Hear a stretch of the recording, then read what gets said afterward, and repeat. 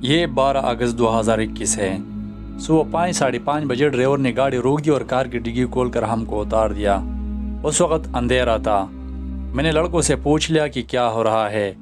طارق نے بولا یہاں سے آگے ہم 2-3 گھنٹے پیدل جائیں گے کیونکہ راستے میں پولیس چوکی ہے جس میں پکڑنے کا 100% چانس ہے، تو اس چوکی سے بچنے کے لیے ہمیں پہاڑ پر پیدل چلنا ہوگا۔ ایک ڈرائیور نے ہم کو کہا کہ آپ تھوڑا پیدل جائے، آگے آپ لوگوں کا ڈنکر آپ کو راستے میں مل جائے گا۔ جب ہم نے 15-20 منٹ کا سفر کیا تو آگے ایک شخص ایک چشمے کے کنارے بیٹھا ہوا تھا، اس کے ساتھ 2 کتے اور ایک ریس بائک جو کہ گھوڑے جتنا بڑا تھا۔ جب ہم اس کے پاس پہنچ گئے تو ہم نے اسی چشمے سے پانی پی لی۔ اس وقت صبح کی روشنی چھانے لگی۔ پانی پینے کے بعد اس نے ہمیں ایک طرف اکٹھا کیا اور کہنے لگا کہ ہر بندہ 2-2 لاکھ تومن نکالے، جو نہیں دینا چاہے گا میں اس کو آگے نہیں لے کر جاؤں گا۔ ہم سب نے مشورہ کر کے انکار کیا کہ ہمارے پاس پیسے نہیں ہے، مگر اس نے اپنی جیب سے چھری نکالی اور ہم کو ڈرانے لگا۔ میں نے سب کو سمجھا دیا کہ یہ ان کا ایریا ہے اور یہ کرد لوگ ہے جو کہ حد سے زیادہ ظالم ہے، اگر ہم اس کے ساتھ چڑھانی کریں گے تو یہ اور لوگوں کو بلائے گا، تو ہماری بہتری اس میں ہے کہ اس کو 1 لاکھ تومن پر راضی کر کے نکل جائے۔ مگر متین نہیں مان رہا تھا کہ ہم یہاں جھگڑا کریں گے مگر پیسے نہیں دیں گے۔ اس دوران سب سے پہلے زکریا بلوچ آگے بڑھا اور 2 لاکھ تومن دے دیے، پھر رحمت اور نعمان آگے بڑھے اور 2-2 لاکھ تومن دے دیے۔ ہم نے ان سے پوچھا کہ آپ لوگوں نے ایسا کیوں کیا، تو رحمت کہنے لگا کہ یار ابھی جھگڑا ہو جائے گا تو اس میں ہم پھنس جائیں گے۔ اس وقت ہم ٹوٹل 60-70 لڑکے تھے، مگر یہ 3 لڑکے ہم میں سے ڈر گئے اور آگے نکل گئے۔ یا ہمارا کافی ٹائم تک بحث ہو رہا تھا۔ اسی دوران طارق ہمارا ترجمان تھا۔ میں نے طارق کو بولا کہ ڈنکر سے کہو کہ میرے پاس صرف 1 لاکھ تومن ہے، اگر لینا چاہتے ہو تو ٹھیک ورنہ میں آگے نہیں جاؤں گا۔ میں نے جیب میں سے 1 لاکھ تومن نکال دیا اور ڈنکر کو پکڑا کے آگے نکل گیا۔ میں بھی جا کر پہاڑ کے اوپر باقی لڑکوں کے ساتھ بیٹھ گیا۔ نیچے کافی ٹائم تک بحث چل رہا تھا۔ ڈنکر کہہ رہا ہے پیسے دو، اگر نہیں دیں گے تو راستہ نہیں دکھاؤں گا۔ ان سب لڑکوں کو مجبوراً 1-1 لاکھ تومن دینے پڑے۔ جب متین اوپر آیا تو مجھ سے ناراض ہو گیا تھا اور کہہ رہا تھا کہ ان 3 لڑکوں نے پیسے دیے مگر آپ نے کیوں دی، آپ کی وجہ سے ہمیں بھی پیسے دینے پڑے۔ میں نے کہا وہ جھگڑنا چاہتا تھا اس لیے مجھے پیسے دینے پڑے۔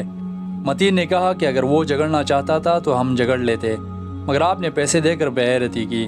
میں نے اس کو کہا کہ کبھی کبھی ایک شخص کے پیچھے ہٹنے سے باقیوں کا فائدہ ہوتا ہے۔ میں اس وقت اس جھگڑے کو روکنا چاہتا تھا کیونکہ یہ لوگ اسے اکیلے سمجھ رہے تھے، مگر مجھے خدشہ تھا کہ آس پاس کہیں قریب آبادی ہے مگر ہمیں دکھائی نہیں دے رہی ہے۔ خیر ہمارا ڈنکر بائک پر پہنچ گیا اور ہم سے آگے گزر گیا، مگر اپنے 2 کتے ہمارے ساتھ چھوڑ دیے، جو کہ ایک کتا ہمارے آگے جا رہا تھا اور ایک ہمارے پیچھے آ رہا تھا۔ ان کتوں کو دیکھ کر میں حیران ہو گیا۔ اس نے یہ کتے ٹرین کیے ہوئے تھے، اگر آپ پیچھے رہ جاتے تو وہ کتا آپ کو لیے بغیر آگے نہیں جاتا تھا۔ یہ کچی زمین کی پہاڑی میدانی علاقہ تھا جس میں ہم بڑے آرام سے سفر کر رہے تھے، مگر راستے میں مجھے پیاس لگ گئی اور میرے پاس پانی ختم ہو گئی ہے، جو کہ میں نے رحمت کی بوتل سے پی لی۔ رحمت مجھے کہنے لگا کہ آپ نے اپنے ساتھ پانی لازمی اٹھانے تھے، یہ تو پیدل راستہ ہے، ڈنکر نے 2.5-3 گھنٹے کا بولا ہے، کیا پتا اگر راستہ اس سے لمبا ہو تو آپ تو پیاس سے مر جائیں گے۔ اس وقت میں نے زمین کی مٹی کا اندازہ لگایا جو کہ نہایت زرخیز تھی اور رحمت سے کہنے لگا کہ آگے چشمے ضرور ہوں گے۔ اس وقت مجھے خالی بوتل چاہیے تھا مگر مجھے نہیں ملا کیونکہ میرے سوچ کے مطابق آگے چشمے لازمی ہوں گے اور میں نے اس سے پانی بھرنی ہے۔ جب ہم نے مزید 15-20 منٹ کا سفر کیا تو مجھے پانی کا خالی بوتل مل گیا جو کہ بالکل نیا تھا، جیسا کہ کسی نے ابھی پھینکا ہو۔ میں نے وہ خالی بوتل اپنے ہاتھ میں اٹھا لیا اور آگے نکل گیا۔ جب ہم نے 1 گھنٹے کا سفر کر لیا تو پوری روشنی لگی ہوئی تھی اور سورج آسمان پر چڑھ گیا تھا، مگر ہمارے سامنے ایک پہاڑ تھا جس کے پیچھے ہم سفر کر رہے تھے۔ جب وہ ختم ہو گیا تو ہمیں نیچے کہیں دور ایک دریا نظر آنے لگا جس کی پانی 70% سوکھ چکی ہے اور 30% رہ گئی ہے۔ ہم یہاں تک گئے تھے اور سانس لینے بیٹھ گئے تو ہم نے ڈنکر سے پوچھ لیا کہ یہ کون سا دریا ہے اور یہ کیوں سوکھ گیا ہے، تو اس نے اس دریا کا کوئی نام لیا مگر اب میرے ذہن سے نکل گیا ہے۔ وہ ڈنکر ہمیں کہہ رہا تھا کہ اس سے پہلے ڈنکی کا راستہ اس دریا پر ہوتا تھا، سارے مسافر اس دریا میں کشتی سے پار کیے جاتے تھے، مگر اس دریا میں بے شمار کشتیاں ڈوب چکی ہے اور میرے آنکھوں کے سامنے سینکڑوں مسافر اس دریا میں موت کے گھاٹ اتر چکے ہیں، تو اس لیے ہم اس کو خونی دریا کے نام سے پکارتے ہیں۔ اس دوران ڈنکر نے سب کو کہا کہ اٹھو اور اپنا سفر جاری رکھو۔ وہ خود بائک پر بیٹھ کر چلا گیا اور دوسری پہاڑ پر بیٹھ کر ہمارا انتظار کرنے لگا، مگر ہمیشہ اپنے کتے ہمارے ساتھ چھوڑتا۔ جب ہم نے آدھا گھنٹہ سفر کیا تو ایک چھوٹے سے پہاڑ کے پیچھے کچی آبادی نظر آئی۔ یہاں ٹوٹل 30-40 گھرانے آباد تھے، تو میں نے متین کو کہا کہ وہ دیکھو کردوں کی آبادی۔ میرے پیچھے ہٹنے کا مقصد یہی تھا کہ آپ لوگ ان کے ہاتھوں مار نہ کھائے۔ اس وقت ہم پہاڑ کے اوپر کھڑے تھے، اور جب نیچے اترنے لگے تو نیچے درے میں صاف پانی بہتی ہوئی نظر آئی۔ میں وہاں سے دوڑنے لگا اور جلدی جلدی نیچے اتر گیا۔ وہ پانی حد سے زیادہ ٹھنڈی تھی اور اتنی صاف کہ ہاتھ بھر بھر کے پی لی اور اپنا بوتل بھی بھر لیا۔ جب سب لڑکے یہاں پہنچ گئے تو انہوں نے پانی پینے کے بعد اپنے بوتل پانی سے خالی کیے اور یہاں سے تازہ پانی بھرنے لگے۔ اس پانی میں ہم نے 10-15 منٹ تک سفر کی اور پھر ایک چھوٹے سے پہاڑ پر چڑھنے لگے۔ یہاں میرے موبائل میں چارج ختم ہو گئی تھی، مگر رحمت کے موبائل سے ایک ویڈیو بنائی جو کہ آپ سکرین پر دیکھ سکتے ہیں۔ اس پہاڑ پر ڈنکر کی بائک ریت میں پھنس گئی تھی، جو کہ ہم نے دھکا لگا کر آزاد کرائی۔ جب ہم پہاڑ پر چڑھ گئے تو ڈنکر نے بسکٹ نکال کر رحمت کو دی، جو کہ میں، رحمت اور نعمان نے کھا کر منہ کا ذائقہ بدل لیا۔ یہ ٹوٹل 2.5 گھنٹے کا سفر تھا۔ جب ہم اپنی جگہ پر پہنچے تو یہاں پہاڑ پر بارش کی بہتی پانی کا ایک گہرا نالا زمین پر بنا ہوا تھا۔ ڈنکر نے ہم سب کو وہاں چھپایا اور ہمارے ڈرائیور کو کال کرنے لگا۔ یہاں تک کچے میں گاڑی آ سکتی تھی، جو کہ ہمیں گاڑی کے ٹائروں کے گہرے نشانات سے پتہ چل گیا تھا۔ جو لڑکے جس گاڑی میں بیٹھے ہوئے تھے، جب ان کی گاڑی آ جاتی تو وہ اس میں بیٹھ کر نکل پڑتے۔ اس دوران ہماری گاڑی تیسری نمبر پر آئی۔ میں دوڑ کر کار کی ڈگی میں بیٹھنے کی کوشش کر رہا تھا، مگر ڈرائیور گاڑی سے اترا ہی نہیں اور چلا رہا تھا کہ گاڑی میں جلدی بیٹھو۔ تو ہم ایک دو پھر سب کے سب کار میں آگے بیٹھ گئے۔ اس دفعہ 1 گھنٹہ سفر کرنے کے بعد ایک چوک آیا جہاں پولیس کھڑے تھے۔ ہم ابھی چوک تک پہنچے نہیں تھے کہ ڈرائیور نے گاڑی روک دی اور آہستہ آہستہ آگے بڑھ رہا تھا۔ ان پولیس کی وردیاں آرمی جیسی تھی۔ ہم سمجھ رہے تھے کہ یہ آرمی کے جوان ہے۔ ڈرائیور آہستہ آہستہ آگے بڑھ رہا تھا اور جب چوک پر پہنچ گیا تو سامنے پولیس کھڑی تھی اور اس طرف اس نے اپنی گاڑی روک دی۔ یہ ان کا فارمولہ تھا۔ جیسے ہی پولیس کا دھیان کسی اور طرف بدل گیا تو یہاں سے ڈرائیور نے ایکسیلیٹر دبایا اور بھاگ نکلا۔ ٹھیک 10 منٹ کے بعد گاڑی روک دی اور کہا کہ سب نکلو۔ سامنے ایک اور موٹر کار کھڑا تھا، اب ہم نے اس میں چڑھنا ہے۔ جیسے ہی ہم وہاں گئے تو سارے لڑکے آگے بیٹھ گئے اور میں کار کی ڈگی میں لیٹ گیا۔ اس راستے پر مجھے پتا چلا کہ تہران سے بارڈر تک کار کی ڈگی میں سفر کرنا نہایت سکون والا سفر ہے، اور اگر اس دوران آپ کار میں آگے بیٹھ گئے تو سمجھو کہ گئے کام سے۔ اس کار میں ہم نے 1 گھنٹہ سفر کیا، مگر میں چونکہ ڈگی میں سکون سے لیٹا ہوا تھا تو کوئی خاص پتہ نہیں چلا کہ راستے کی کیا صورتحال تھی۔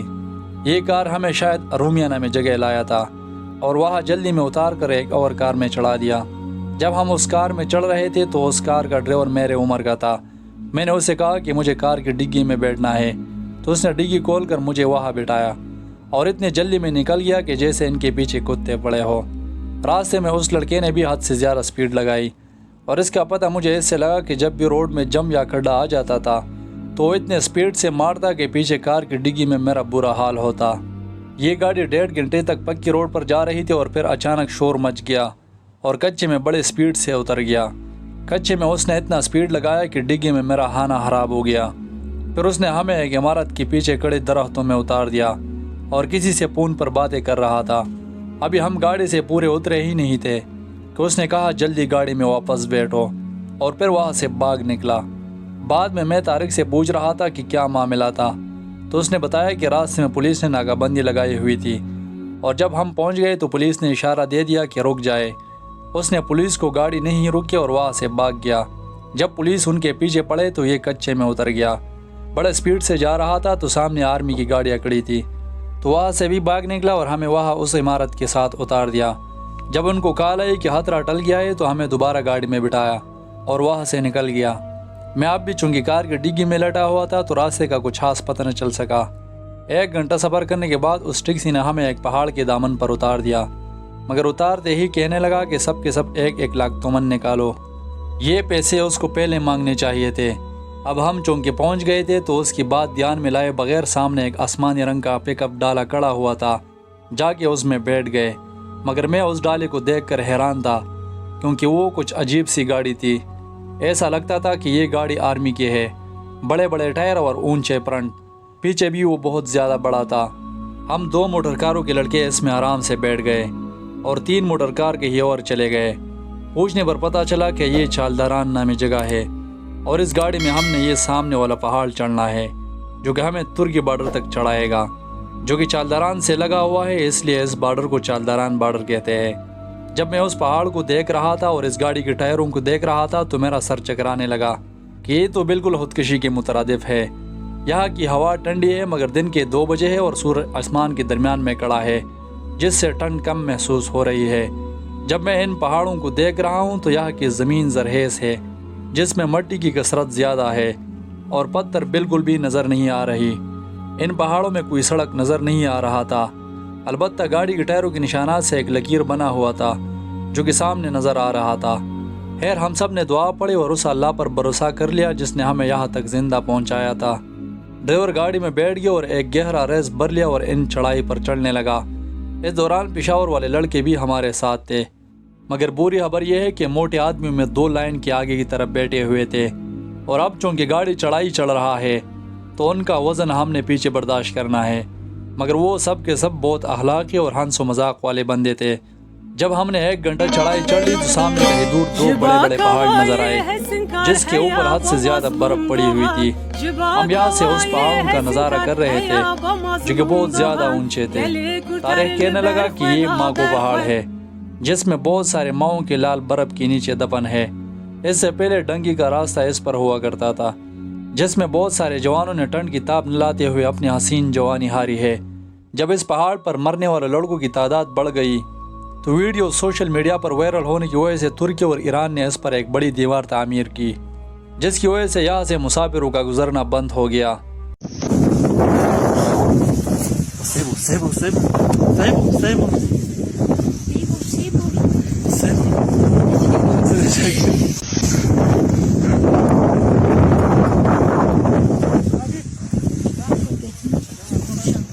اس دوران اس گاڑی میں ہم ایسے چڑھائیوں پر چڑھ گئے جو کہ میں نے اپنی زندگی میں نہیں دیکھی تھی۔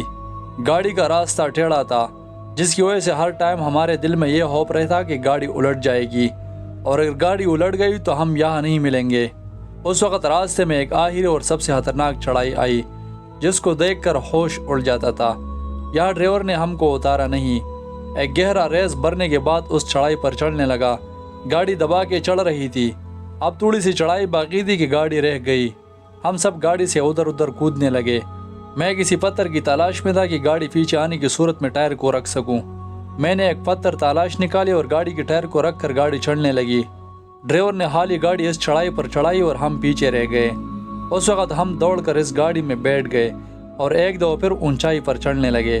تقریباً آدھا گھنٹہ اور چڑھنے کے بعد ہم ایک ٹاپ پر پہنچ گئے جہاں پر نیچے 10 عدد خیمے لگے ہوئے تھے۔ یہ گاڑی ہمیں تھوڑا نیچے لے گئی اور ایک خیمے کے سامنے اتار دیا۔ یہ چالداران بارڈر کی خوابگاہ ہے جو کہ 2 پہاڑوں کے درمیان واقع ہے۔ یہاں کی ہوا اتنی ٹھنڈی ہے کہ آپ سوچ بھی نہیں سکتے۔ یہاں زمین پر چھوٹے چھوٹے ہرے گھاس کھڑے ہیں اور سارے لڑکے یہاں خیموں کے سامنے بیٹھے دھوپ سینک رہے ہیں۔ یہاں 2 عدد چشمے ہیں جس کی پانی اتنی ٹھنڈی ہے کہ ہم بمشکل پی سکتے تھے۔ ہم اپنے گروپ کے 7 لڑکے گئے اور ایک جگہ ہری گھاس پر لیٹ کر دھوپ سینک رہے تھے۔ یقین مانیے کہ اس دوران جب میں ارد گرد دیکھ رہا تھا تو یہ جگہ اتنی خوبصورت تھی کہ میرا دل خوشی سے کھل اٹھا، کیونکہ یہاں ٹھنڈ اور قدرتی خوبصورتی زیادہ تھی۔ ٹھنڈ کا موسم اور بارش مجھے حد سے زیادہ اچھا لگتا ہے۔ اس دوران میں سوچ رہا تھا کہ میں نے راستے کی سختی برداشت کی اور میں زندہ پہنچ گیا۔ یہ تکلیفیں یہاں تک تھی، اب چونکہ میں بارڈر پر پہنچ گیا ہوں تو میں جیت گیا، میں نکلنے میں کامیاب ہوا۔ یہاں سے آگے ٹھنڈ کا موسم، بارشیں اور خوبصورت علاقے شروع ہوں گے۔ یہ سوچے میں اس لیے سوچ رہا تھا کہ ہمارے ایجنٹ نے ہمیں پہلے ہی بتایا تھا کہ آپ نے صرف بارڈر پر پہنچنا ہے۔ جب آپ ترکی بارڈر پر پہنچ گئے تو سمجھو کہ استنبول پہنچ گئے، کیونکہ بارڈر آسانی سے کراس کیا جاتا ہے۔ یہاں بیٹھے ہم دھوپ سینک رہے تھے کہ ایک خیمے سے ایک عورت نکلی جو کہ حور کی طرح خوبصورت تھی۔ ہمارے قریب ایک اور خیمہ تھا جس سے 2 عورتیں اور نکلی۔ یہ عورتیں آمنے سامنے ایک دوسرے کے ساتھ باتوں میں مصروف تھی۔ اس سے مجھے پتہ چلا کہ یہاں کچھ خیموں میں چند گھرانے بھی آباد ہے۔ بعد میں مجھے پتہ چلا کہ یہ کردوں کی بیویاں ہے اور ہم اس وقت کرد ڈنگروں کے پاس ہے جو کہ وہ خود یہاں رہتے ہیں اور رات کو لڑکوں کو گیم پر نکالتے ہیں۔ ہم ابھی بھی دھوپ میں لیٹے ہوئے دھوپ سینک رہے تھے کہ اچانک 2 پنجابی لڑکے آ کے ہمارے ساتھ بیٹھ گئے۔ مگر وہ حد سے زیادہ زخمی تھے۔ ان لڑکوں نے ہم سے پوچھ لیا کہ آپ لوگ ابھی ابھی آئے ہو نا؟ ہم نے سر ہلا دیا کہ ہاں ہم ابھی پہنچ گئے۔ تو وہ رونے لگے اور کہا کہ بارڈر پر گیم نہ لگاؤ، بارڈر مکمل بند ہے، آرمی آپ کو 100 میں سے 100% پکڑے گی، اور اگر پکڑے گئے تو آپ لوگوں کو حد سے زیادہ مار پڑے گی۔ ہماری حالت دیکھیے اور خدا کے لیے نہ جائے، آرمی حد سے زیادہ مارتی ہے، اور جب ایران کی طرف چولتی ہے تو راستے میں چور کھڑے ہوتے ہیں جو کہ آپ کو پکڑ کر اغوا کرتے ہیں۔ ہمارے سارے لڑکے چوروں نے اغوا کیے ہیں، اور ہم دونوں جب رہا ہوئے تو اس وقت ہم 20 لڑکے تھے۔ ہم پر چوروں نے حملہ کیا مگر ہم زیادہ تھے اور بھاگنے میں کامیاب ہوئے۔ ان لڑکوں نے ہمیں بولا کہ اگر ہم پر یقین نہیں آ رہا تو اندر آ کے خیمے میں باقی لڑکوں کی حالت دیکھیے۔ جب ہم اس کے ساتھ خیمے کے اندر گئے تو مجھے ایسا لگا کہ جیسے میں شوکت خانم ہسپتال آ گیا ہوں۔ یہاں سب کے سب زار و قطار رو رہے ہیں، کسی کا ہاتھ ٹوٹا ہوا ہے، کسی کے پیر زخمی ہے۔ ایک پنجابی لڑکے کو منہ پر مارا ہے، اس بیچارے کی پوری دانت ٹوٹی ہوئے ہے، اور اکیلے دانت نہیں، دانت کے ساتھ ہاتھ بھی توڑ دیا ہے۔ کوئی اپنا شرٹ اتار کر کمر دکھا رہا ہے، کوئی ہاتھ دکھا رہا ہے، کوئی اپنا زخمی پیر دکھا رہا ہے۔ مگر میں اس دوران دیکھ رہا تھا تو سب لڑکوں کو ہڈیوں کے جوڑوں پر زیادہ مار پڑی تھی تاکہ یہ دوبارہ بارڈر پر گیم لگانے کے لائق نہ رہے۔ اس وقت میرا دل خراب ہو گیا اور اس خیمے سے باہر نکل گیا اور سوچنے لگا کہ یا اللہ ہم کیا سوچ کر آئے تھے اور یہاں کیا ہو رہا ہے۔ متین باہر آیا اور مجھ سے کہنے لگا کہ یہاں تو کوئی اور فلم چل رہی ہے۔ ہم نے اپنے ٹیم کو جمع کیا اور مل کر مشورہ کرنے لگے کہ کیا ہمیں بارڈر پر گیم لگانا چاہیے کہ نہیں۔ سب سے پہلے رحمت اور نعمان نے کہا کہ ہم گیم لگائیں گے۔ طارق نے کہا میں بھی گیم لگاؤں گا۔ میں نے بھی گیم کے حق میں رائے دی۔ مختصر یہ کہ ہم سب کچھ دیکھنے کے باوجود بارڈر پر گیم لگانے کو تیار تھے۔ جب ہم پشاور والے لڑکوں سے ملے تو وہ سب بھی گیم لگانے کو تیار تھے، مگر ایک لڑکا کہہ رہا تھا کہ میں گیم نہیں لگاؤں گا۔ وہ ان زخمی لڑکوں کو دیکھ کر ڈر گیا تھا۔ ہم نے اس کو سمجھایا کہ ہر ایک کا الگ الگ قسمت ہے، ہو سکتا ہے کہ ہم نکلنے میں کامیاب ہو جائے۔ اس وقت عصر کی 5 بجے تھے۔ ہمارا ڈنکر آیا اور سب لڑکوں کو خیموں سے باہر نکال دیا اور ایک بڑی گول دائرے میں بٹھا دیا۔ پوچھنے پر پتہ چلا کہ بعد میں بارش آنے کے امکان کی وجہ سے ہر دن 5 بجے رات کا کھانا لڑکوں میں تقسیم ہوتا ہے۔ ہم نے لنچ کا کھانا بھی نہیں کھایا ہوا تھا، اس وجہ سے بھوک بہت ستا رہی تھی۔ مگر جب ہمارا کھانا لایا گیا تو ہر ایک لڑکے پر ایک ابلا ہوا آلو، ایک ابلے ہوئے انڈا اس کاغذ کی روٹی کے ساتھ تقسیم ہونے لگا۔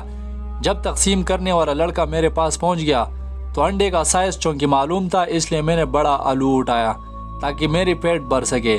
یقین مانیے وہ سوکھی روٹی ہمارے حلق سے نیچے نہیں اتر رہی تھی، مگر مجبور تھے کھانی پڑی۔ جب ہم نے روٹی کھائی تو ہمارے پاس خیمہ نہیں تھا۔ ہم نے ڈنکر کو بولا کہ بارش آنے والی ہے، ہمارے لیے خیمے کا انتظام کرو۔ اس نے ایک خیمہ نکالا جو کہ بہت بڑا تھا۔ ہم سب نے مل کر وہ لگایا اور اندر ایک عدد بڑا کارپیٹ بچھایا۔ ہم جتنے لڑکے ایک گاڑی میں آئے ہوئے تھے سب اس میں لیٹ گئے۔ یہاں ایک خیمے میں دکان بھی تھا۔ میرے پاس نسوار ختم ہو گئی اور سر چکرانے لگا تھا۔ میں نے جا کے دکان سے سگریٹ اور اپنی ضرورت کی چیزیں خرید لی۔ یہاں گرم چائے بھی مل رہی تھی تو میں نے چائے بھی پی لی۔ اس دوران ہوا کے ساتھ ایسی بارش آئی کہ دیکھنے لائق تھی اور حد سے زیادہ ٹھنڈ تھا۔ ہم چونکہ خیمے میں لڑکے زیادہ بیٹھے ہوئے تھے تو ٹھنڈ کم محسوس ہو رہی تھی اور ہم تکے ہوئے تھے تو لیٹ گئے۔ اس دوران طارق کے نمبر پر افغانستان سے کسی نے میسج بھیج دیا کہ کابل پر طالبان نے قبضہ کر لیا ہے۔ متین کہنے لگا کہ کابل پر طالبان کے قبضے کا سب سے بڑا فائدہ ہم غیر قانونی مسافروں کو ہوگا، کیونکہ راستے میں ہم نے خبروں میں سنا تھا کہ بہت سارے ملک نے افغان مہاجرین کو قبول کرنے کا اعلان کر دیا ہے، تو اس لیے اگر بارڈر پر آرمی نے پکڑ لیا تو ہم کہیں گے کہ ہم افغانی ہیں۔ ہمارے پاس چونکہ کوئی ثبوت نہیں ہے اور کسی کی شکل پر یہ نہیں لکھا ہوتا کہ وہ کون سے ملک سے تعلق رکھتا ہے۔ اس دوران ہمارا ڈنکر آیا اور کہنے لگا کہ آپ لوگ جلدی سو جائے، آج رات آپ لوگوں کو گیم پر نکالا جائے گا۔ اس وقت میں سینکڑوں کلومیٹر اونچائی پر بارڈر کے قریب اس خیمے میں لیٹا ہوا ہوں اور سونے کی کوشش کر رہا ہوں، مگر میں بے چین تھا اور بے چینی کی وجہ سے نیند نہیں آ رہی تھی۔ اس وقت کئی طرح کی سوچیں میرے ذہن میں گردش کر رہی تھی۔ میں نے اپنے گروپ کے لڑکوں سے گیم پر نکلنے میں ہاں بھری تھی، مگر میں مطمئن نہیں تھا کیونکہ میں ان زخمی لڑکوں کو جھٹلا نہیں سکتا تھا جو کہ اپنے زخموں کے ساتھ اپنے زندگی کی جنگ لڑ رہے تھے۔ میں اس وقت ایک دفعہ پھر ایک تنگ گلی میں پھنس چکا ہوں کیونکہ حقیقت میرے آنکھوں کے سامنے تھی۔ آگے میں مطمئن نہیں تھا اور پیچھے میں جا نہیں سکتا تھا کیونکہ میں اس راستے پر اپنے ابو کو بتائے بغیر آیا ہوں۔ اس وقت مجھے اپنے ابو کی یاد بہت زیادہ ستانے لگی۔ میں سوچ رہا تھا کہ گیم پر نکلنے سے پہلے ایک ویڈیو بناؤں گا جس میں ایک دفعہ اپنے ابو سے کہوں گا کہ ابو میں آپ سے بہت زیادہ پیار کرتا ہوں، اور یہ ویڈیو اپنے ابو کو بھیجوں گا۔ اس کے بعد چاہے میں بارڈر پر مر جاؤں یا زندہ پار ہو جاؤں، مجھے کوئی فرق نہیں پڑتا۔ اس دوران میں کئی طرح کی سوچوں میں گم تھا اور آخر کار اپنے آپ کو اس بات پر دلاسا دینے لگا کہ شاید افغان مہاجرین کے لیے ترکی حکومت نے اعلان کیا ہوگا، اور اگر پھر بھی آرمی نے ہمیں پکڑنے کی کوشش کی تو میں آگے دوڑوں گا، چاہے مجھے گولی کیوں نہ لگے۔ اور ہمارے ایجنٹ کی طرف سے ہمیں بتایا گیا تھا کہ تمام بارڈروں میں چالداران سب سے زیادہ نرم بارڈر ہے جس پر ہم آج رات گیم لگانے والے ہیں۔ اس دوران حد سے زیادہ تھکاوٹ اور پریشانی کی وجہ سے یہ باتیں سوچتے سوچتے میں سو گیا ہوں۔